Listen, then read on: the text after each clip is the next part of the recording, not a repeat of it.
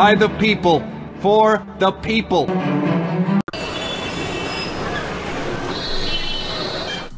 Every culture has unique traits and behaviors, but despite efforts to decipher them, some largely remain a mystery to outsiders. Dude, Here are 5 Indian habits Americans often don't understand. Number 5. Head bobbing. Neither a definitive nod nor a shake, the somewhat bouncy movement is, to many, confounding. You're not going to find a consensus on the exact reasons for the head bobbing. There are multiple theories with some connection perhaps to the hierarchical nature of the society. It's also a way of acknowledging that one is listening to the speaker without necessarily agreeing or disagreeing. Number 4. Wearing a dot. Called a bindi, the circle is placed on the forehead and between the eyes for a number of reasons. Among them is to declare one's connection to the Hindu religion. For many Indian women these days, bindi is more of a fashion statement and is worn on weddings and other formal occasions.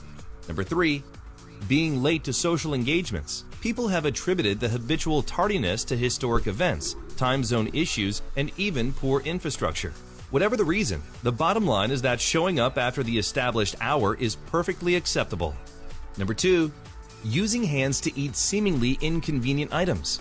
Sure, a chicken wing seems like a perfectly reasonable item to grab onto, but rice? Many say the means heightens the food consumption experience, be it for spiritual elevation, health reasons, or strictly gastronomic pleasures. Ultimately, nobody really seems to know why the practice has endured.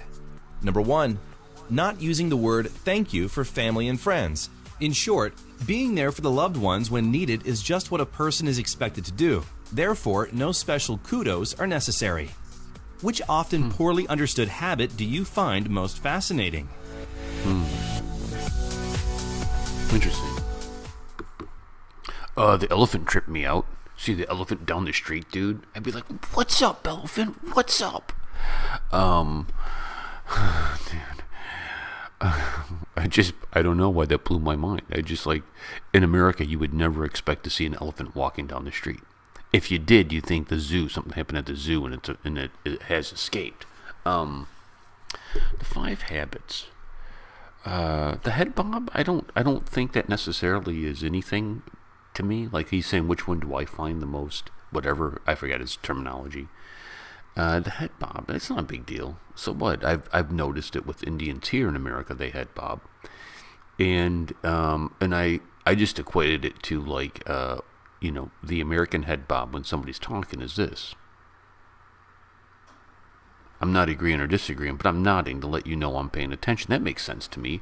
No, I watched a video about how the head bob means different things. It can mean this, it can mean that. But yeah, the head bob's not that big of a deal. The thank you for family, I think that's a great idea. Why do I need to say thank you? We're family, dude. Like, this is what we do. I mean, that's cool. I think probably out of there is the eating with hands that I've noticed. I noticed it when I showed Warrior Queen her first Indian film, and it was Piku, and they were having, I don't know what they were having, but they were sitting around the table, and the Pika was balling up her food, and I thought, what is she doing? What is she doing? And I saw her eat it, and I was like, I don't know. I think that's probably going to be the biggest thing. Being an hour late to something, I mean, whatever. And that's, again, this is completely different.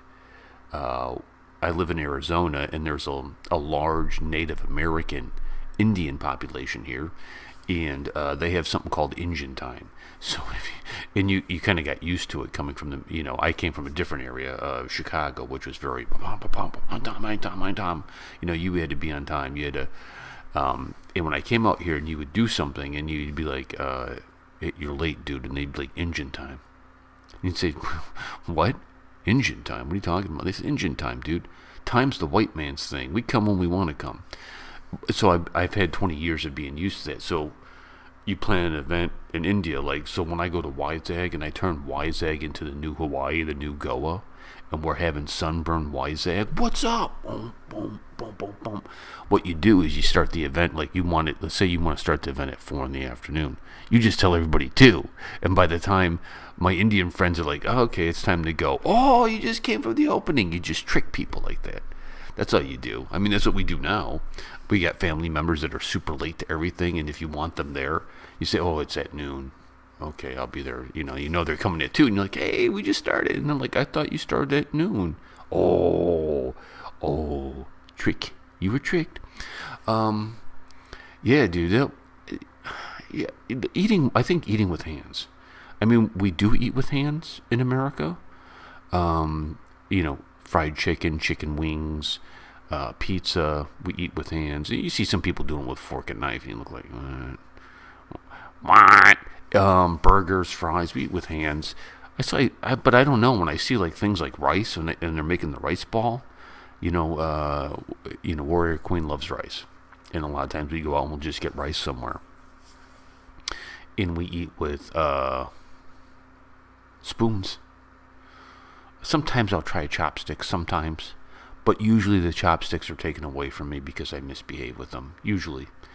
That was interesting. And I think, too, probably, and one of you guys, I remember we did a video about, I think it was Food Ranger, and Food Ranger said you go to an Indian restaurant, if you ask for silverware, they have it. But man, look out, Wyzeg. Professor's coming for you. What? What's up, dude? We're going to rock it. The head bob again, not a big deal. Elephant was a big deal.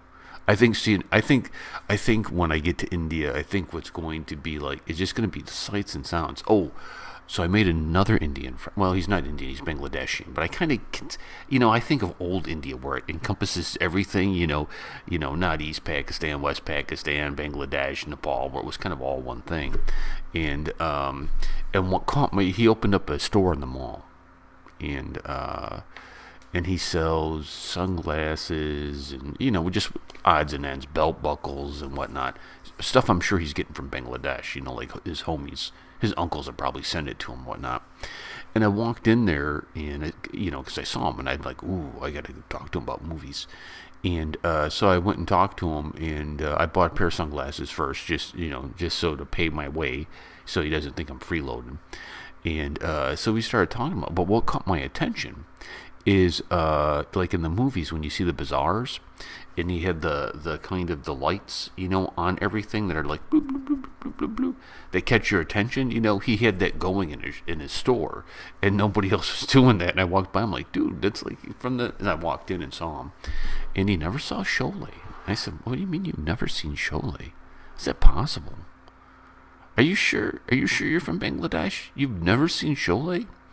We never saw it. And so we were talking about it. And here's the other thing too that I've been noticing. So one of the questions when I meet Indians, right, especially with the women, I ask every Indian when I have a conversation about films, who was your favorite Khan?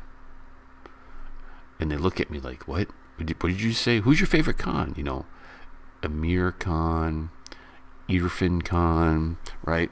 So I do all that. Everybody says Shah Rukh Khan. Everybody. I was just like, everybody. I've never heard an Amir Khan in America. Never. There was one Indian person I was talking to who was from Chicago. Like they were born in Chicago, so they're first generation Americans.